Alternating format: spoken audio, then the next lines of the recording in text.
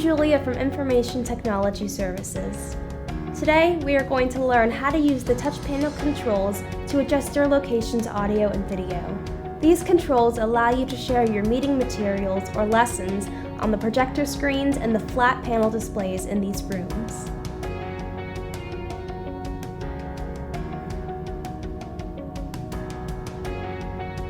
The touch panel display is located next to the teacher station monitor.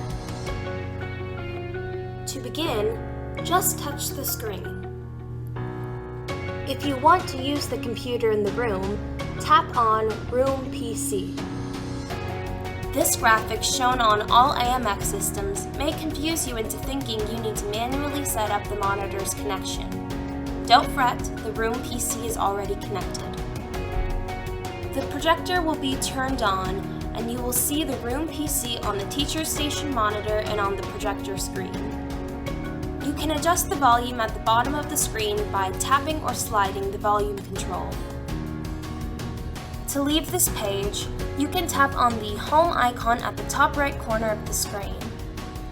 To mute the sound, you can use the mute on and mute off buttons as shown here. You can also use the hide feature if you want to hide your screen from your audience temporarily. To use the Blu-ray DVD player, just tap on the icon in the top left corner of the screen. The Blu-ray DVD player is located inside the teacher station cabinet. If this is locked, contact the office coordinator for access. To insert or eject a DVD, just push the eject button on the right-hand side of the player. You will see this on the screen when switched to Blu-ray DVD and no DVD is inserted. Now, to use your own laptop, just tap on the laptop option on the top right corner of the screen.